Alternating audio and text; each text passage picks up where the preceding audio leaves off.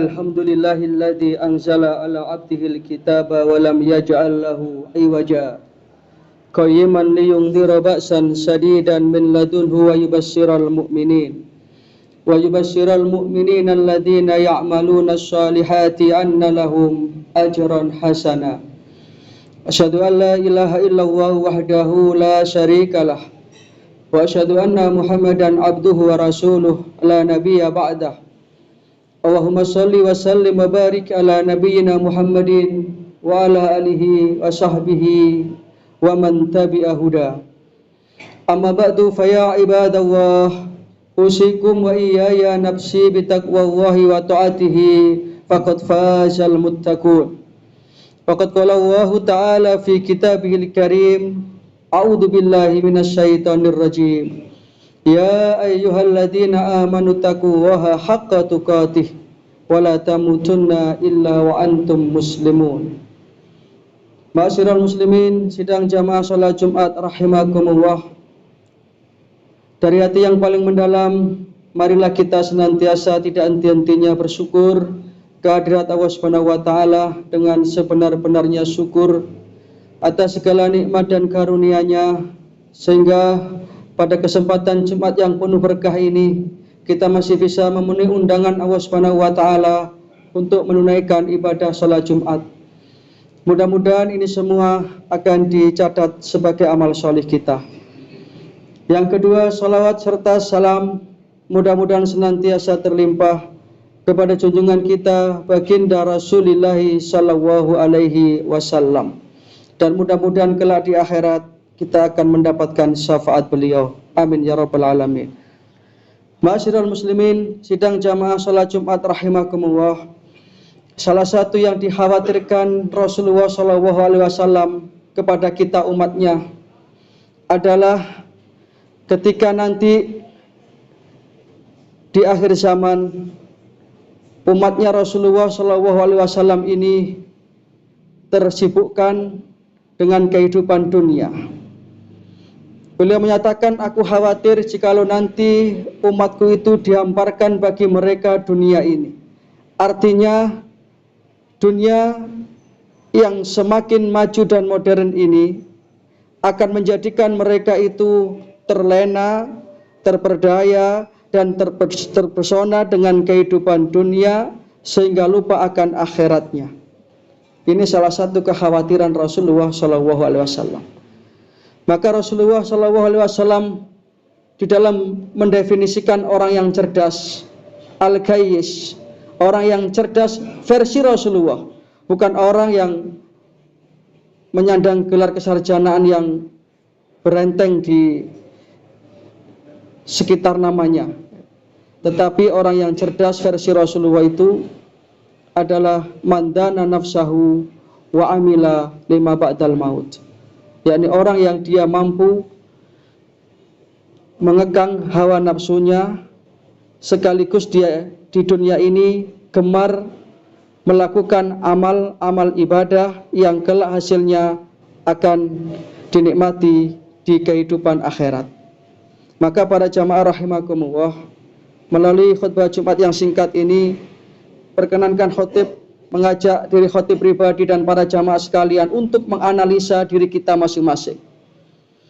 Apakah kita termasuk orang-orang yang tertipu dengan kehidupan dunia, ataukah kita termasuk orang-orang yang masih diselamatkan oleh Allah Ta'ala dengan urusan-urusan dunia sehingga lupa akhiratnya.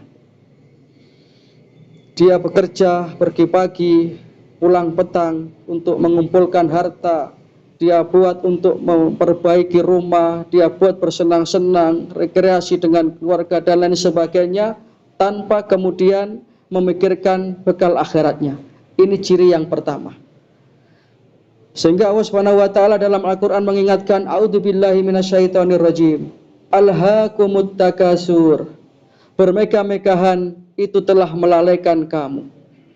Dan ketika ini kita terus-teruskan, kemudian akhirnya sampai ajal kita di dunia ini, kita akan menjadi orang-orang yang merugi. Itu yang pertama, tersibukkan dengan kesibukan dunia sehingga lupa akhiratnya. Yang kedua, Ciri-ciri orang yang tertipu dengan dunia itu adalah dia menghalalkan segala cara untuk mencapai tujuannya. Tidak peduli dia itu mendolimi sesama, dia itu merugikan orang lain, bahkan kalau perlu saudaranya sendiri dia dolimi, hanya untuk kepentingan-kepentingan dunia. Ini ciri orang yang tertipu dengan kehidupan dunia. Kenapa orang itu mau melakukan korupsi dengan nilai sampai miliaran bahkan triliunan? Karena dia lupa akhiratnya. Dia mengira, dia menyangka bahwa dunia inilah segala-galanya, sehingga dia berusaha untuk bagaimana hidup enak di dunia ini. Dan jarang orang yang berpikir bagaimana supaya kita itu nanti bisa mati yang enak, meninggalkan dunia ini dengan nyaman, dengan tenang, karena sudah berbekal amal-amal solih.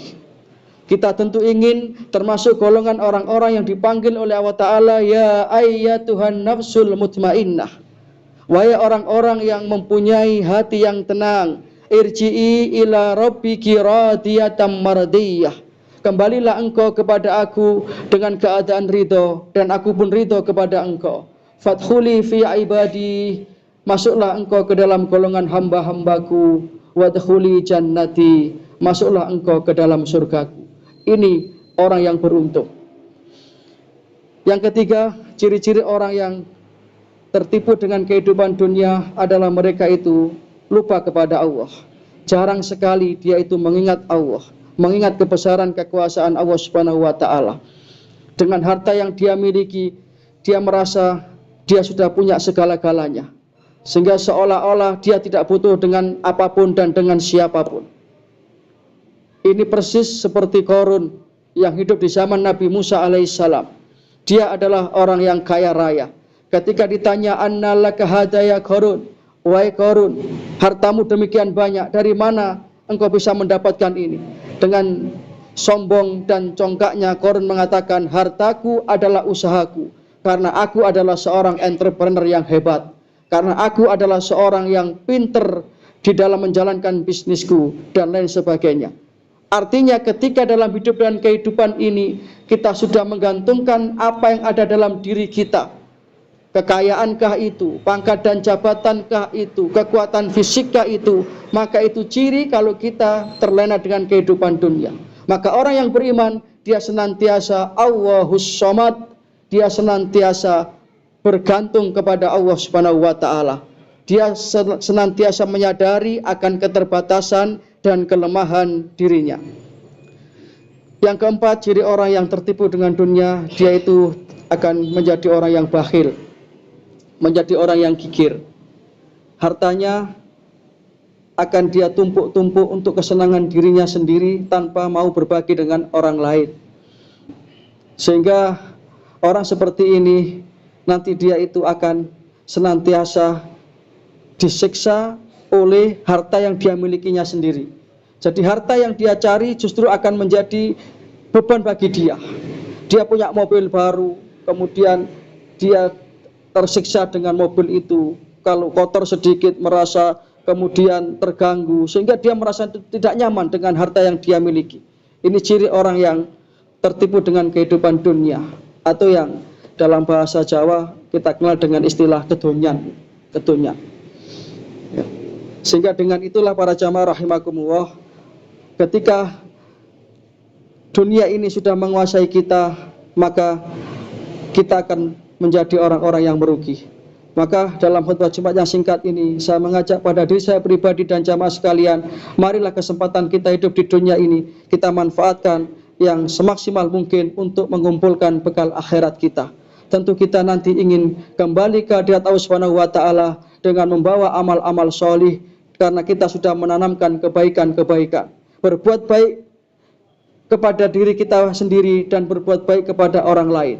Kita soleh secara ritual dengan menjadi hamba Allah yang senantiasa mentaati perintahnya, dan juga kita soleh secara sosial dengan menjadi hamba Allah yang gemar berbagi dengan sesamanya. Dengan itulah kita berhak mengibarkan bendera as-sa'adah fid dunya was-sa'adah fil akhirah, bahagia dunia dan bahagia di akhirat. Mudah-mudahan Allah Subhanahu wa Ta'ala menajamkan mata hati kita, sehingga mata hati kita menjadi mata hati yang tembus dengan kehidupan akhirat, dan dunia ini tidak menipu kita. Dunia ini kita jadikan sebagai alat untuk mengumpulkan bekal akhirat kita. Amin ya rabbal alamin. Demikian yang bisa kami sampaikan. Mudah-mudahan yang sedikit ini bisa membawa kemanfaatan. Kalau ada yang benar semua dari Allah, dan mudah-mudahan bisa menjadi hidayah. Kalau ada yang salah semua karena keterbatasan kami, mudah-mudahan diampuni oleh Allah Subhanahu wa taala. Inna ahsanal kalam kalamu wahil malikil mannan. Wallahu subhanahu wa ta'ala yaqul wa bi qawlihi yahtadil muhtadun. Wa idza quri'al qur'anu fastami'u lahu wa ansitu la'alakum turhamun. A'udzu billahi minasyaitonir rajim. Yauma la yanfa'u malun wala banuna illa man atallaha biqalbin salim. Barakallahu li wa lakum fil Qur'anil azim. Wa nafa'ana wa iyyakum bima fihi minal ayati wa dzikril hakim wa qur rabbighfir warham wa anta arhamur rahimin.